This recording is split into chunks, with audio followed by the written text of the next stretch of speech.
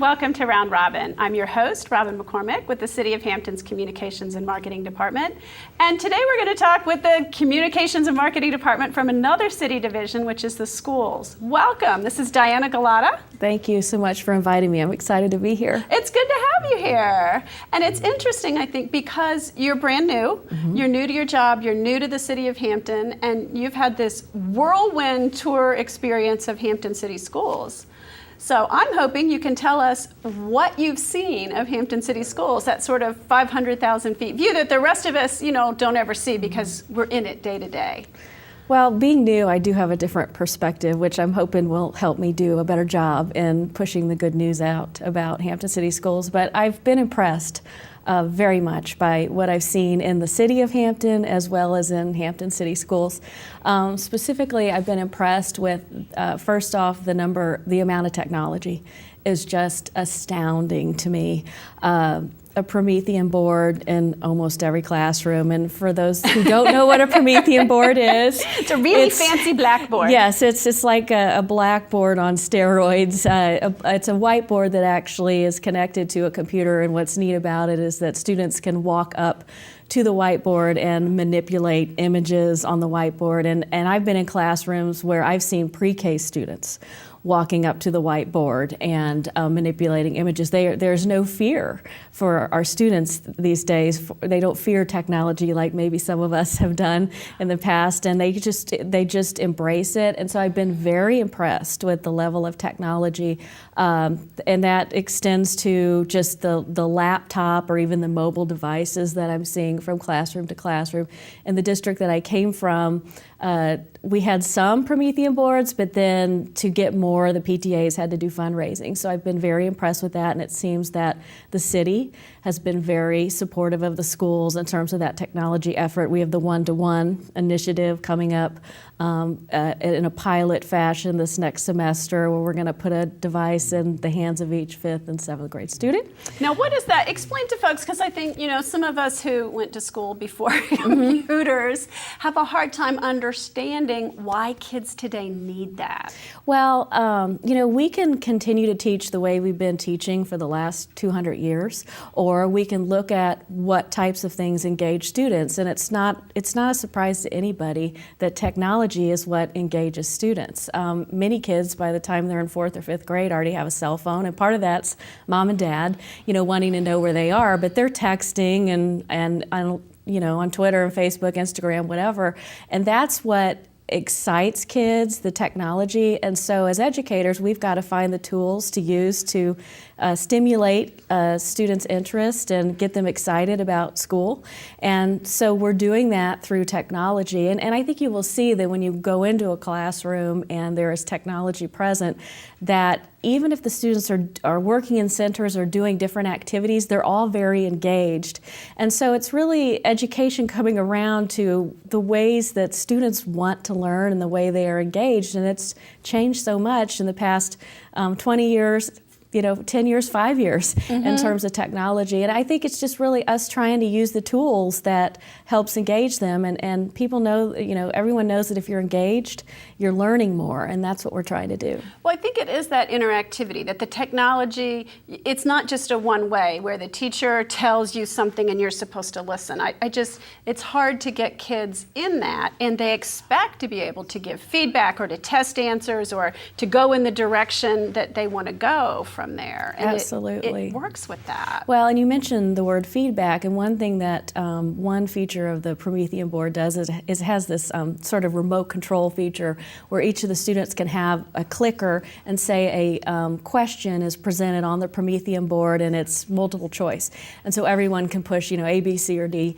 And if a student gets it wrong, or say a big percentage of the class gets that answer wrong, then it immediately provides feedback to the teacher about, okay, perhaps I need to go back and relook at this objective or this whatever they're learning at that time and reteach some of that. So that's a neat piece of the technology as well.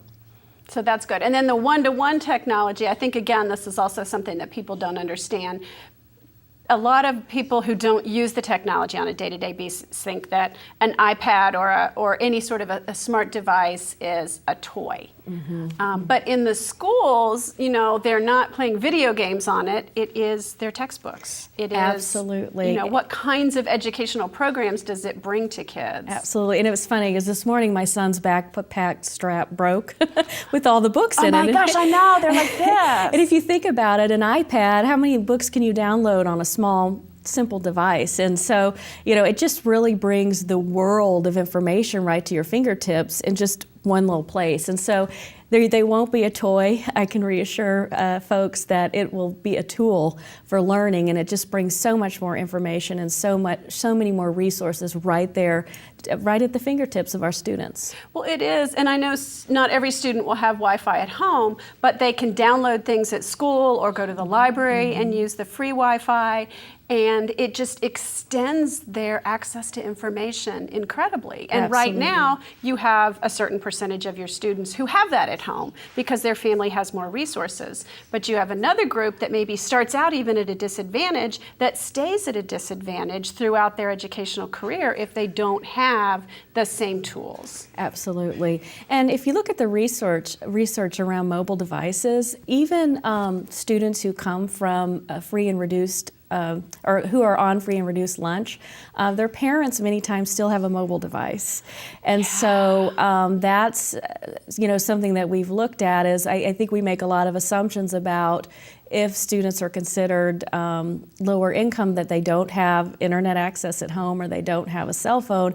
And if you look at some of the research, that's not always the case. Right. People give up the house phone. They don't give up the cell phone. And they need, if you're job hunting or, you know, communicating with any sort of, you need email. You need a phone. Absolutely. So, Absolutely. yeah. Okay, so I interrupted you. What else have you seen in the school since you've been here? That's okay. I could go on all day. I like the choices that parents have. You know, we have everything from magnet schools to gifted education to International Baccalaureate, which is a program in Hampton that is kindergarten through 12th grade. That's really, see, when you're in Hampton and you've had these things, you forget that that is truly unusual. And so, you know, starting at kindergarten at Burbank Elementary School and then moving into the middle school program at Lindsay, and then of course the college prep type program at Hampton High School, that is very, to me it's very unique and it's very impressive to me as not only an employee and a resident, but as a parent. The different academies, the academic academies that we are working into our high schools, Bethel, the Governor's Health Sciences Academy. I was talking to someone yesterday who said that 1 in 4 jobs on the peninsula is healthcare related. And so these academies are really trying to make education locally relevant. And so I think that is very impressive. Next year we will begin an aerospace and information technology academy at Hampton High School. Oh, that's new. I hadn't even heard that. Yes, that's it's brand great. new. We're still working that out, but you know, obviously aerospace is very well, and that ties in with the National Aeronautics Institute. I always get the name wrong, but the NIA and Langley and all of those other local resources that we have. Absolutely, and then we have architecture at Kicquetan and the engineering piece at Phoebus High School with robotics and that whole engineering career field. So to me, that has been very impressive. As a parent and as a resident moving in. And then just we have the fundamental school, so there's a lot of choice.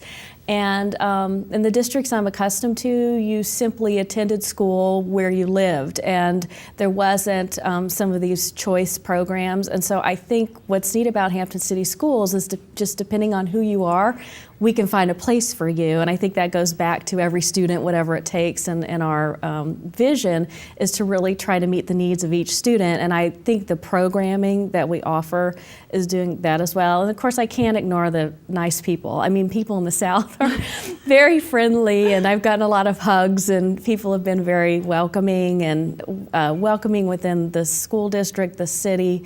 I think that's been very nice as well. So I appreciate that. It just feels, you know, like I belong here. Oh, and that's very great. nice. So you came from, why don't you tell the folks where you're from? Sure. Well, I'm originally from St. Louis and was born there, but actually started my school PR career down in Texas, in McKinney, Texas, which is north of Dallas, and spent 13 13 years there. It was a very fast growth area, second fastest growing city in the country. And how did you end up focusing in on school community relations and public relations? It was kind of by accident, actually. Oh, really? When I graduated from college in East Texas, Stephen F. Austin State University, I had a radio, TV, journalism degree, and I got a job in a small newspaper in McKinney, Texas, covering education. So I covered the McKinney Independent School District and then a lot of rural school districts around there, and I really enjoyed it. And I kind of got to the point where I didn't know if I was really going to stay in reporting, but I still. So you got there earlier than I did. Yeah. I just, I liked the feature writing. I liked the really good news stories, going more in depth with my writing, which you can't always really do that when you're a reporter. Sometimes one day it'll be a fire you're covering, and another day it's something else. And so the job opened up, a public information specialist job opened up in McKinney Independent School District. What was neat about it was kind of a new job, and it was an opportunity for me at a very young age, 22, 23, to go into that and really just grow with the job. And so at that time they had 5,000 students, and when I left, I want to say it was closer to 20,000 students. Wow, that's a big growth. Right, and so I was able to build the department. We went through a lot of redistricting. We passed 3 different bond issues for new schools, and so it gave me some really good experience. So I was there 13 years, and then a position in St. Louis opened up, and I have, I still do, quite a few relatives in St. Louis, and it was a different kind of position because instead of building a department from the ground up, is actually going into an existing department and making some changes and doing some things differently. So that was the Hazelwood in the Hazelwood School District, right outside of St. Louis, Missouri. So I was there the last 8 years, and interestingly enough, a year ago, my husband and I vacationed in Virginia. We were in Lexington and just fell in love with it, and we really didn't want to go home. We loved Virginia so much. And it was kind of by accident that we ended up in Virginia because my son was in hockey camp in Miami, Ohio. And literally, I looked at a map and said, okay, where can we drop him off and get to somewhere, not too far away? And so it ended up being Lexington, and we spent about a week there, fell in love with Virginia. And at that time, my husband said, if you ever have an opportunity to take a job in Virginia, I think we should do it. And so a year later, the Hampton City Schools job opened up, and I looked at it and came in and interviewed and met a lot of the staff really during the interview and just fell in love with the group, loved the philosophy. The district really isn't that different in terms of size or demographics from Hazelwood. It's very similar, but like I said earlier, the technology is very impressive, and the people, and just there's a real commitment to students here, which I was very impressed with. And so I came and applied, and here I am. So it's been kind of a wild ride, but and I didn't think a year ago anything would ever open up is wonderful. Oh, right. I mean, your predecessor was here for quite a while. I mean, Yes. It's not a job that sees a lot of turnover for the most part. Absolutely. So it was, kind of the planets aligning a certain way to get us here, and so it's been great. It's been really wonderful. good. So I'm going to ask, did you put your money where your mouth is? Are your kids in the Hampton City Schools? Absolutely. One of them is, and the other one isn't yet, just because he's still in Missouri. So my oldest one is at Kecoughtan. He's in 10th grade. And my youngest one, depending on if we stay in the rental area that we're in, we'll go to Sims Middle School. But he's still in Missouri with my husband, who's trying to sell a house. So it takes a while, doesn't it? Yeah. Right. So hopefully, when everyone gets here, of course they'll both be in Hampton City Schools. But yes, and my oldest is doing very well. I've been very impressed with the school system as a parent, and so I'm convinced that's going to continue, and I'm excited about bringing my youngest one here as soon as possible. That's good, and it's important to see, it changes your perspective when you see what you're covering as a parent or as someone who lives there. I think you get a different, sometimes you get the same picture, but it broadens what you're able to say and do and sell. Absolutely. To some extent. For every job, every district that I work for, my children were in every single one of those. That's a very strong belief of mine. And I think that it brings a different perspective because as PR people, as communications people, we have to think like a patron, think like a parent. And so there are things that I'll get and I'll think, maybe we could have publicized that differently or communicated that differently. And so I think it's really good to have that perspective, and I've brought that to the jobs that I've had in the past, and I am bringing that here. And I think, the people that I work with, they appreciate that piece because it's just really about making us better and making sure that we do a really good job with our communication. And so I think it's a really important perspective to bring. So what do you think your biggest challenge is? Well, I think a part of it is just being not from here, just learning where everything is and who everybody is. I have a great staff of people and getting to know them and knowing their strengths better and encouraging them to do great work, which they are doing, and getting out and meeting all the principals. We have several schools, and so that's been a task. I've gotten to most of the schools, but I'm not completely there yet.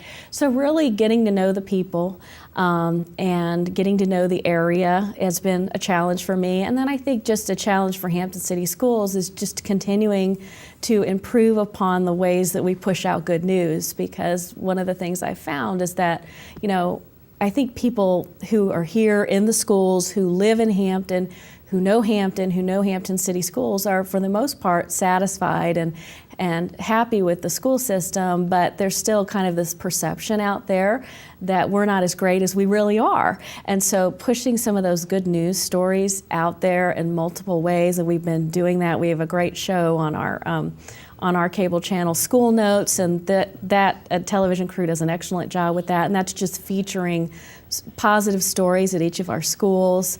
We've added an email newsletter, Email Extra, where we're trying to push out good news, and we've started a good news initiative, which is a minimum of 6 positive stories per week posted on our website, pushed out through Twitter, Facebook, and a lot of different places. So we're hoping to overcome that challenge because I know in my heart that Hampton City Schools is great, but we just need to share that with the world and let everyone else know that. So I think changing those perceptions is going to be a challenge for us, and I'm up to it. Well, that's good, and I look forward to working with you as you do that, because I think your built-in audience is parents, and it's easy to communicate with them, but some of the taxpayers who help fund the schools and need to understand what they're getting for their tax dollar may not be in that pipeline, so we can share information on this channel and others with those folks. Absolutely. I look forward to working with the city. It's been a great relationship so far, and I just think the collaboration, it really can improve upon the communication and PR, and I'm looking forward to that. It makes us all better when we can share resources and assets and work together.